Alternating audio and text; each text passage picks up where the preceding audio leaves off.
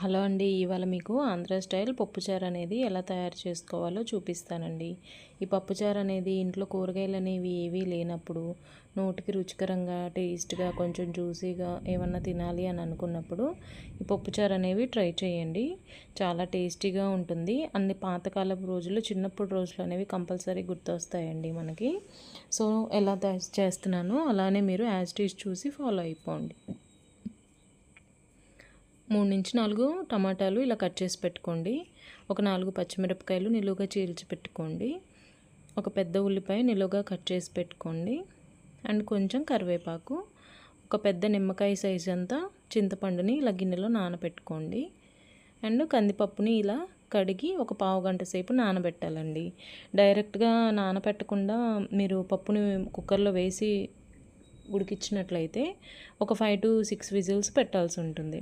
So ఇది stove మీద పెట్టేసి పప్పుని ఇందులో నిలువుగా చీల్చి పెట్టుకున్న పచ్చిమిరపకాయలు, ఉల్లిపాయలు, టమాటాలు అండ్ కొంచెం కరివేపాకు యాడ్ చేసుకున్నాను.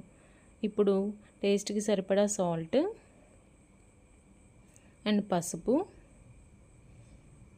కొంచెం కారం. ఆల్రెడీ నిలువుగా చీల్చి పెట్టుకున్న పచ్చిమిరపకాయల్లో కొంచెం కారం ఉంటుంది కదా, సో ఇది కొంచెం కారం సరిపోతుందండి.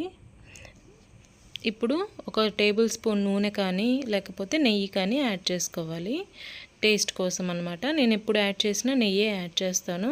సో ఇవన్నీ వేసాను కదా, ఇప్పుడు మూత పెట్టేసి 3 విజిల్స్ వచ్చేలాగా ఉడికించుకోవాలండి.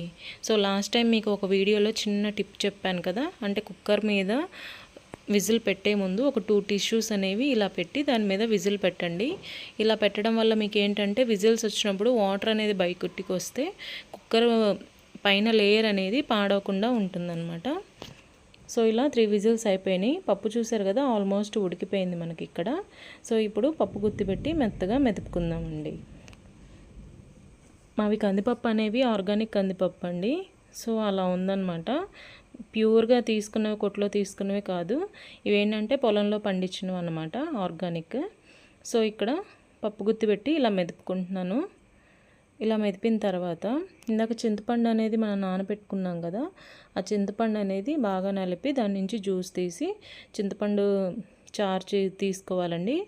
ఆ చారు మొత్తం ఇప్పుడు నేను ఈ పప్పులోకి ట్రాన్స్ఫర్ చేసుకుంటున్నాను. ఇలా ట్రాన్స్ఫర్ చేసిన తర్వాత టేస్ట్ ఒకసారి అడ్జస్ట్ చేసుకోండి, సాల్ట్ సరిపోయిందో లేదో చూసుకొని ఇప్పుడు ఇది హై ఫ్లేమ్లో పెట్టి 5 to 6 మినిట్స్ వరకు మరిగించుకోవాలండి. బాగా మరిగి ఒక 5 మినిట్స్ తర్వాత చారు అనేది మనకి రోలింగ్ బాయిలింగ్ స్టేజ్ వరకు వెళ్తుంది. ఇదిగోండి, చారు అనేది బాగా మరిగిపోతుంది. సో ఇప్పుడు ఇది మరిగిపోయింది కాబట్టి పక్కన మనం పోపుకి రెడీ చేసుకుందాము. సో స్టవ్ మీద ఒక ప్యాన్ పెట్టి అందులో ఆయిల్ వేసుకోండి. పోపు దినుసులన్నీ 1 by 1 యాడ్ చేసుకోండి. పోపు దినుసులు తెలుసు కదండి, ఆవాలు, సాయి మినపప్పు, పచ్చిమినపప్పు అండ్ ఎల్లుల్లిపాయలు 2 చితక్కొట్టి వేసేసుకోండి. ఇప్పుడు కొంచెం కరివేపాకు కూడా తీసుకుందాం ఇందులోకి. కరివేపాకు కూడా వేసి కొంచెం 2 times అటు ఇటు తిప్పి కొంచెం వేగిందన్న తర్వాత ఇందులో ఎండుమిరపకాయలు వేసుకోవాలి. యాక్చువల్గా అందరూ ఎండుమిరపకాయలు వేస్తారు. నేను పప్పు ఎప్పుడు చేసినా సరే పోపు పెట్టేటప్పుడు ఇలా ఊరమిరపకాయలు వేస్తానండి. సో మీరు కూడా ఇలా ట్రై చేయండి. టేస్ట్ అనేది కొంచెం డిఫరెంట్గా ఉంటుంది అండ్ బాగుంటుంది. అంటే ఆ పప్పు టేస్ట్ అనేది ఊరమిరపకాయలకు పట్టి ఆ మిరపకాయ టేస్ట్ అనేది చాలా బాగుంటుంది. నేను ఈ పప్పు అనే కాదండి, ఈవెన్ ఆకుకూర పప్పు, టొమాటో పప్పు, పప్పుచారు, సాంబారు ఏది చేసినా పోపులో కంపల్సరీ నేను ఊరమిరపకాయలు అనేవి వేస్తాను. సో ఇక్కడ పోపు అనేది చూసారు కదా, మొత్తం ఇక్కడ ఏగిపోయింది. ఇప్పుడు ఇందాక వేడి చేసి పెట్టుకున్న చారు ఉంది కదండి, మరిగించుకున్నది, ఆ చారు అనేది ఇందులోకి ట్రాన్స్ఫర్ చేసి పోపు పెట్టేసుకుంటున్నాను. ఇదిగోండి పోపు పెట్టాను. ఇదిగోండి కమ్మనైన పప్పుచారు, ఆంధ్ర స్టైల్ పప్పుచారు అనేది రెడీ అయిపోయింది. చూస్తున్నారు కదా ఎంత బాగుందో. టేస్ట్ కూడా అలానే ఉంటుంది. వీడియో మీకు నచ్చింది అనుకుంటున్నానండి. మీరు కూడా కంపల్సరీ ఇంట్లో ట్రై చేయండి.